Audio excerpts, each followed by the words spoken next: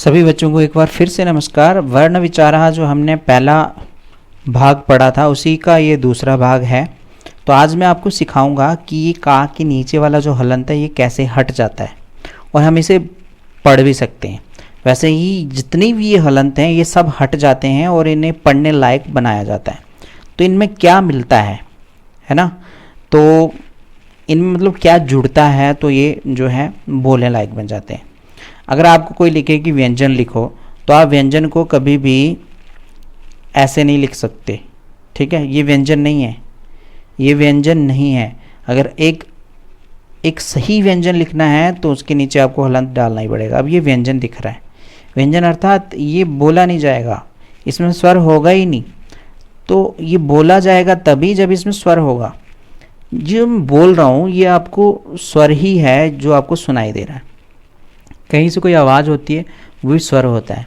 सारे गामा पादा निसा ये भी स्वर होते हैं। और ये जितने जानवर बोलते हैं इनके अपने स्वर होते हैं, जितने पक्षी बोलते हैं उनके अपने स्वर होते हैं, कुछ भी बोलता है उन सब के अपने अपने स्वर होते हैं। वैसे किसी लैंग्वेज के स्वर होते हैं और संस्कृत के हैं 13 स्वर। ये स्वर जब इन सब में मिलेंगे तो हम इन्हें बोल पाएंगे। तो कैसे मिलेंगे इनमें स्वर? तो इसका ये नियम है, जैसे ये का है, इसमें ये वाला अ मिल गया, एक बार ये वाला आ मिला, फिर इसी का में ई भी मिल सकता है, इसी का में ऊ भी मिल सकता है, री भी मिल सकता है, री भी मिल सकता है और दीर्घ स्वर भी मिल सकते हैं। कैसे मिलेंगे? जैसे का में आ मिल गया तो हमारे पास क्या बन गया? का, ठीक है। इसमें आ है, इसमें क्या है? आ। यहाँ लिखे हैं मैंने स्वर, ठीक है। ये है स्वर, इन्हें सब स्वर ही कहते हैं, ठीक है। ये क्या है? अ, आ, ई, ऊ, ए, ऐ, ओ, औ, अंग और अह, ठीक है। इन्हीं स्वरों की जो मात्राएं रहती हैं वो यहाँ पर मैंने दिखा दी हैं। इनकी मात्राएं रहती हैं इस तरह से, ठीक है। ये है मात्रा इसकी, बड़े आ की।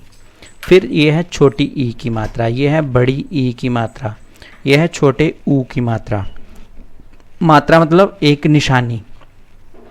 कई जगहों पे ये नहीं लिखा जाता है तो उसकी जगह पे ये लिखा जाता है, ये इसकी एक निशानी है। ऐसे हमें पता चल जाता है कि इसकी जगह पे हम लोग ये लिख सकते हैं। तो वैसे ही ये है बड़े ऊ की मात्रा। वैसे ये ए की मात्रा है, ये ऐ की मात्रा है, ये ओ की मात्रा है और ये औ की मात्रा है। उसी तरह से हमारे पास दो अनुस्वार रहते हैं, है ना।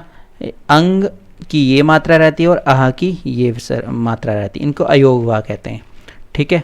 कुल ये कितने हो गए? 1 2 3 4 5 6 7 8 9 10 11 और 12। इसी को हिंदी में 12 खड़ी भी कहते हैं, ठीक है। हिंदी में अगर आपने 12 खड़ी सीखी है तो संस्कृत में भी वैसे ही बोली जाती है।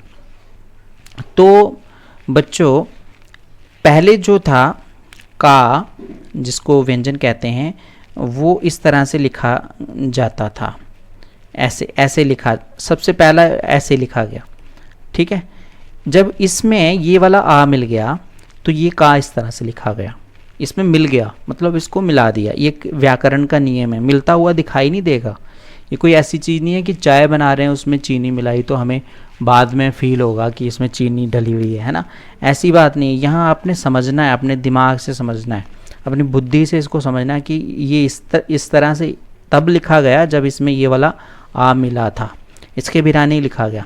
अब हमें कोई कहे कि इस का में से आ निकालो, जब आप इस का में से आ निकालोगे तो का में से आ निकालोगे तो कैसे हो जाएगा? ऐसे हम लिखेंगे का हलंत हो जाएगा, ठीक है।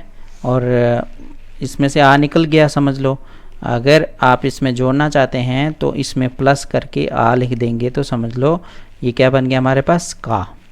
ऐसे का बन गया तो इसमें से का हट जाता है तब हलंत लिखा जाता है। अब वैसे ही का में जब बड़े आ की मात्रा मिलती है तो इस तरह से लिखा जाता है का। जब का में छोटे की मात्रा मिलती है तो लिखा जाता है की। जब बड़ी की मात्रा मिलती है तो की। जब का में ऊ की मात्रा मिलती है तो कू।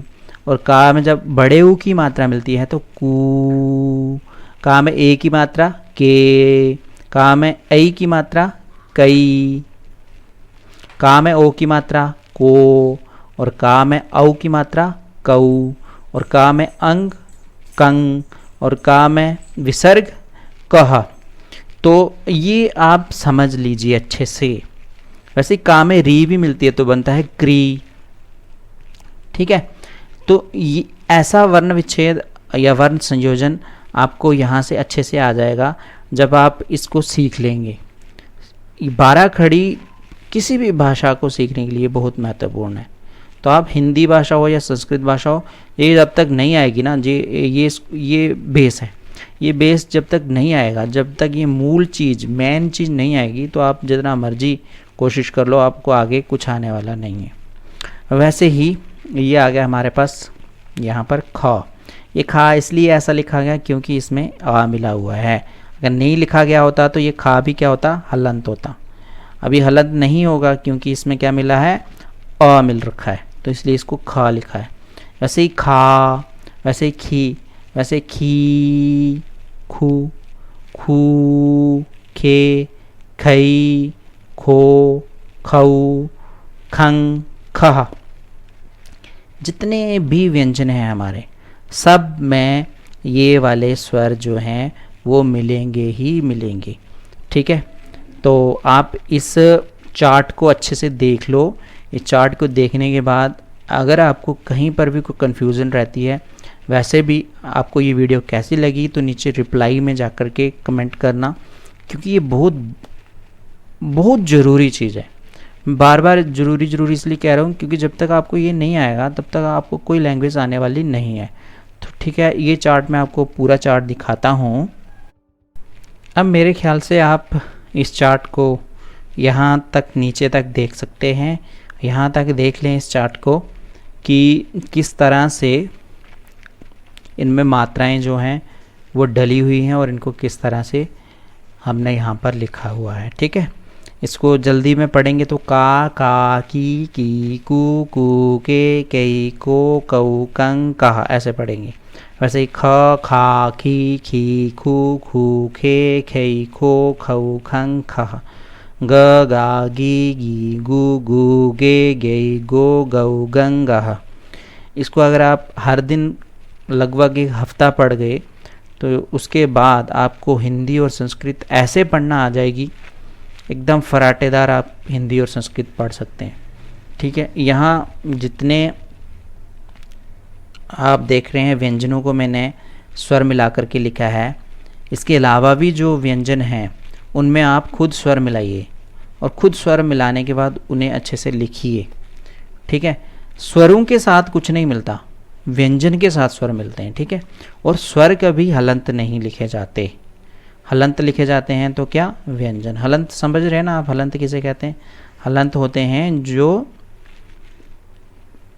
जिनके नीचे इस तरह से रेखा होती है, ऐसे वाली रेखा ऐसे होती है ना, इसको हलंत कहते हैं, ठीक है। ऐसे हलंत रहते हैं।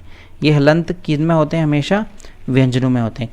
कुछ लोग देखा मैंने हलंत स्वरों के साथ भी लगा देते हैं, तो स्वरों के साथ तो हलंत लगते ही नहीं है, कभी भी ऐसा होता ही नहीं है कि स्वरों के साथ हलंत लग रहे हैं। तो आपको बिल्कुल हलंत नहीं लगाने हैं, यहाँ व्यंजन है वहीं हलंत लगाने। इसके बाद जो अवर्गीय व्यंजन हैं, जैसे हमने पढ़ा था अंतस्थ और ऊष्मवर, यार अलावा और शा श सा हा, ये भी हलंत रहते हैं, ठीक है। उसके बाद संयुक्त अक्षर होते हैं। संयुक्त अक्षरों में भी आपको अच्छे से समझना चाहिए, मैं वो भी आपको समझाता हूँ कि संयुक्त अक्षर में किस प्रकार से व्यंजन जो हैं वो अलग करेंगे, हम स्वर कैसे अलग करेंगे, संयुक्त अक्षर कौन से होते हैं, इनका भी तो आपको जानकारी होनी चाहिए।